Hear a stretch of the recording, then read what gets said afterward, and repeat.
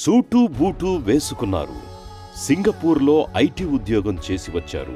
ప్రజా సమస్యలు, రాజకీయాలు ఈయనకేం తెలుసు అన్న వాళ్లకి సేవాగుణం, పోరాట పటిమ తన బ్లడ్లోనే ఉందని నిరూపించి చూపారు. స్పందించే హృదయంతో ప్రగతికి చిరునామాగా మారారు. ప్రజాప్రతినిధి అనే పదానికి నిలువెత్తు నిదర్శనంగా నిలిచారు. సింగపూర్లోనైనా వేల్పూర్లోనైనా ప్రజాసేవే ఆయనకు పరమావధి. పార్టీ అధిష్టానానికి, కార్యకర్తలు, ప్రజలకు అసలు సిసలైన వారధి. ఆయనే 6 అడుగుల బుల్లెట్ ఆరిమిల్లి రాధాకృష్ణ. ప్రతిపక్షమైన, అధికారపక్షమైన తణుకు నియోజకవర్గ అభివృద్ధే ఆయనకు నిరంతర తృష్ణ.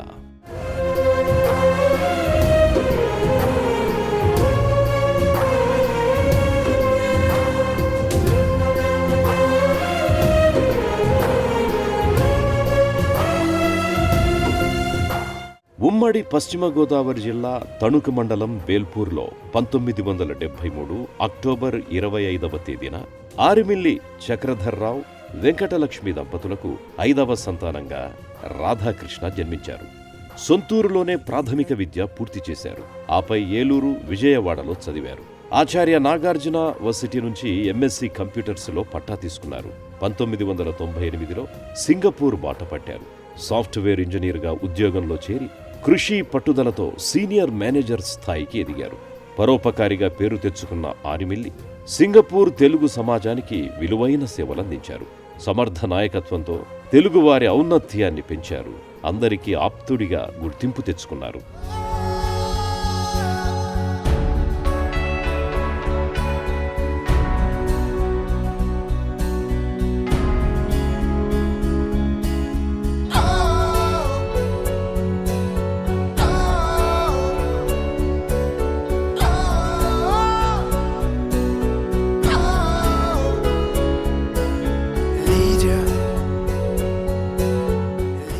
ప్రజాసేవలో తణుకు మాజీ మండలాధ్యక్షులు తాత ఆరిమిల్లి వెంకటరత్నం ఆదర్శాలు, ఆశయాలు రాధాకృష్ణలో స్ఫూర్తిని నింపాయి. తన కోసం తాను బతికేవాడు మనిషైతే సమాజం కోసం జీవించేవాడు మహర్షి అన్న తాతగారి మాటలే జీవిత బాట చేసుకోవాలి అనుకున్నారు రాధాకృష్ణ. తన ఎదుగుదలకు కారణమైన సొంత ప్రాంతం బాగు కోసం ఆలోచన చేశారు. అందుకు రాజకీయ రంగం ఉపకరిస్తుందని భావించి తన నిర్ణయాన్ని కుటుంబ సభ్యులకు చెప్పారు. భర్త ఆశయం తనదిగా భావించిన రాధాకృష్ణ సతీమణి కృష్ణతులసి ఆయనకెలాంటి అడ్డు చెప్పలేదు. ఆయన విజయ పథానికి తన వంతు తోడ్పాటునందించారు.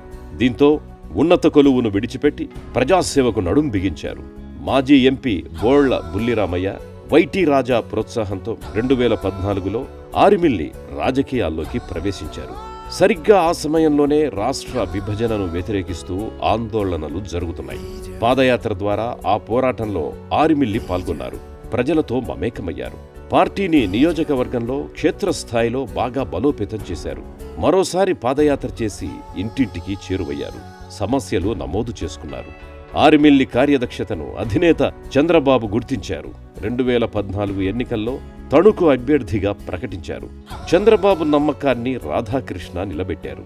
వైసీపీ అభ్యర్థిపై 30,000 ఓట్ల భారీ మెజార్టీతో గెలిచారు. ఆ విధంగా రాజకీయ ఆరంగేట్రంలోనే ఆరిమిల్లి అదరగొట్టారు. గెలుపు రావడమే ఆలస్యం. ఆరిమిల్లి అలుపన్నదే లేకుండా ప్రజల కోసం పనిచేశారు. సొంతంగా గ్రామదర్శిని కార్యక్రమం అమలు చేశారు. రోజూ ఉదయం 6 గంటలకే పల్లెలను సందర్శించి సమస్యలను పరిష్కరిస్తూ వచ్చారు. నేనున్నాను అంటూ భరోసానిచ్చారు. గ్రామాల్లోని దారులన్నీ సీసీ రోడ్లుగా మార్చివేశారు. ఎన్టీఆర్ సుజల స్రవంతి ద్వారా మంచినీరందించారు. మురుగు సమస్యలకు భూగర్భ డ్రైన్లతో పరిష్కారం చూపారు. రోడ్ల విస్తరణతో ట్రాఫిక్ ఇబ్బందులకు చెక్ పెట్టారు. ఆసుపత్రులకు కొత్త రూపు తీసుకొచ్చారు. విద్యుత్ ఉపకేంద్రాలను ఏర్పాటు చేయించి నాణ్యమైన విద్యుత్తును అందించారు. ముందెన్నడూ లేని విధంగా తణుకు తళుకులీనేలా ఆరిమిల్లి తీర్చిదిద్దారు.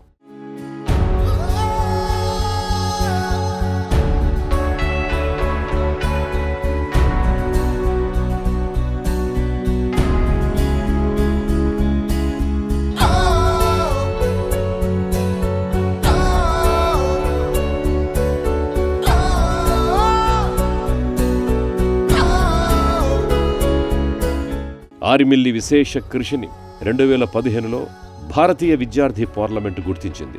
ఆదర్శ యువ ఎమ్మెల్యే అవార్డుతో ఆయనను సత్కరించింది. 2014 నుంచి 2019 వరకు ఏపీలో ఉత్తమ పనితీరు కనబరిచిన ఎమ్మెల్యేగా 4 సార్లు రాధాకృష్ణ నంబర్ 1 ర్యాంకు సాధించారు అంటేనే ప్రజల పట్ల ఆయనకున్న శ్రద్ధను, సమస్యల పరిష్కారం పట్ల ఆయనకున్న ఆసక్తిని అర్థం చేసుకోవచ్చు. రాధాకృష్ణను ఆదర్శంగా తీసుకోవాలని నాడు సీఎం చంద్రబాబు ఇతర ఎమ్మెల్యేలకు సూచించేవారంటేనే ఆరిమిల్లి పనితీరుకు ఇంతకు మించిన కొలమానం అవసరం లేదు అని చెప్పొచ్చు.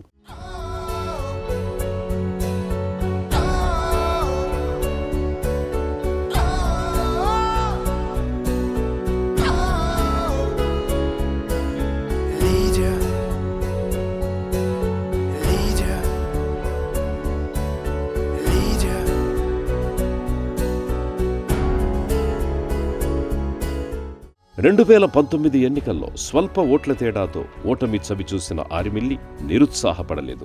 నియోజకవర్గ ప్రజల బాగుకు అనునిత్యం శ్రమించారు. కరోనా విలయం వేళ నియోజకవర్గ వ్యాప్తంగా మాస్కులు, శానిటైజర్లు భారీగా పంపిణీ చేశారు. ఆక్సిజన్ సిలిండర్లను ఏర్పాటు చేశారు. ఆసుపత్రుల్లో బెడ్లు దొరక్క సతమతమైన ఎందరికో సాయం చేశారు. పేదలకు రోజు కూరగాయలు, పండ్లు, పాలు, ఇతర నిత్యావసరాలందించి ఆపద్బాంధవుడయ్యారు.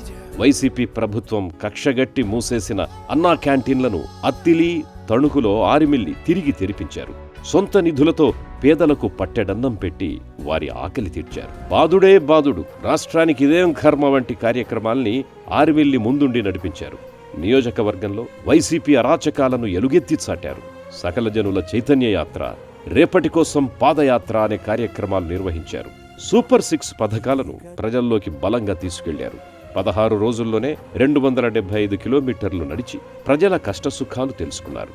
తణుకు నియోజకవర్గంలో వైసీపీ నాయకులు 2023లో చేసిన టీడీఆర్ బాండ్ల కుంభకోణాన్ని బట్టబయలు చేశారు. ఈరోజు తణుకు నియోజకవర్గంలో గత 5 సంవత్సరాల్లో పరిపాలన పూర్తిగా స్తంభించింది. అవినీతి పేరుతో పెద్ద ఎత్తున దోపిడీలు చేసుకుని రాష్ట్ర వ్యాప్తంగా సంచలనం సృష్టించినటువంటి టీడీఆర్ బాండ్ స్కామ్ ఏదైతే ఉందో అది తణుకులో ప్రారంభం అవడం జరిగిందనేది మనందరికీ కూడా తెలుసు. ఆ విధంగా తణుకు నియోజకవర్గంలో అభివృద్ధి అనేది పూర్తిగా నిర్లక్ష్యం చేశారు. గ్రామాల్లో పారిశుద్ధ్యం అనేది పూర్తిగా నిర్లక్ష్యం చేశారు. రైతులకు సంబంధించి సాగునీటి కాలువల్ని కూడా ప్రక్షాళన చేయలేనటువంటి పరిస్థితిలో ఆ రోజు ప్రభుత్వం ఉంది. రోడ్లన్నీ కూడా పూర్తిగా పాడైపోయాయి. ఈ నియోజకవర్గాన్ని ఏ విధంగా భ్రష్టు పట్టించారో ప్రజలందరూ కూడా అర్థం చేసుకుని కూడా ఏకపక్షంగా కూటమికి పట్టం కట్టడం జరిగింది. 2014 నుంచి 19 వరకు నేను శాసనసభ్యునిగా పనిచేసిన కాలంలో ఆ రోజు చంద్రబాబు నాయుడు గారి సహకారంతో ఈ నియోజకవర్గంలో చేసినటువంటి అభివృద్ధి ప్రజలందరూ కూడా గుర్తించారు. 2024 సార్వత్రిక ఎన్నికల్లో తణుకు నియోజకవర్గం నుంచి కూటమి అభ్యర్థిగా పోటీ చేసిన ఆరిమిల్లి నియోజకవర్గ అభివృద్ధికి నా భరోసా పేరిట ప్రత్యేక హామీ పత్రాన్ని రూపొందించారు. ఎన్నికల ముందు ఆ పత్రాన్ని ప్రజల ముందుంచి ఓట్లడిగారు. 5 ఏళ్లు తాము కోల్పోయిందేమిటో గుర్తించిన నియోజకవర్గ ప్రజలు తిరిగి ఆరిమిల్లికి పట్టం కట్టారు. తన రికార్డును తానే ఆరిమిల్లి తిరగరాశారు.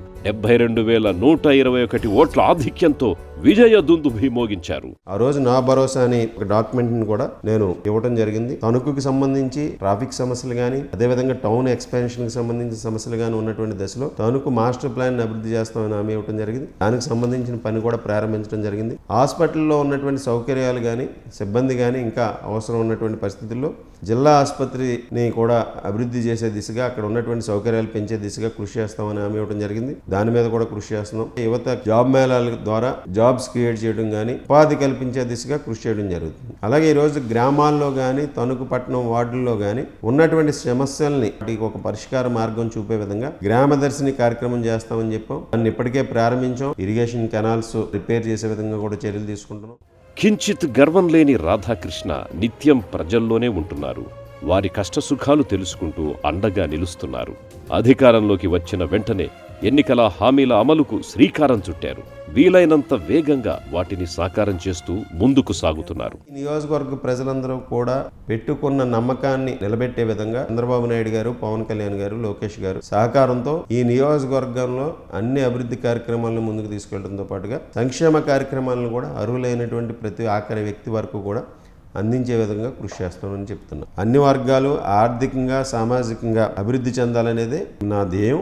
నియోజకవర్గ అభివృద్ధి నా లక్ష్యం. అలాగే ప్రజల సంక్షేమమే నా ధ్యేయం. ఆ విధంగా నేను ఇచ్చినటువంటి హామీలన్నింటినీ కూడా అమలు చేస్తూ ముందుకు వెళ్ళడం జరుగుతుంది.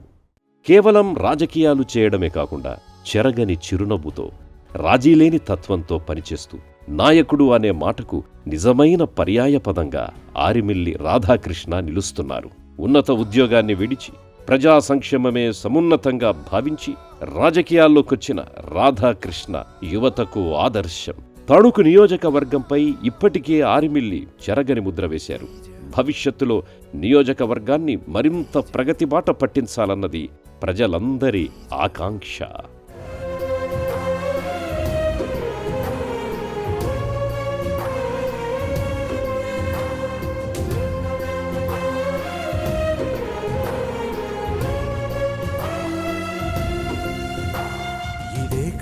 ఇదే కదా నీ కదా, ముగింపు లేనిదై సదా సాగదా.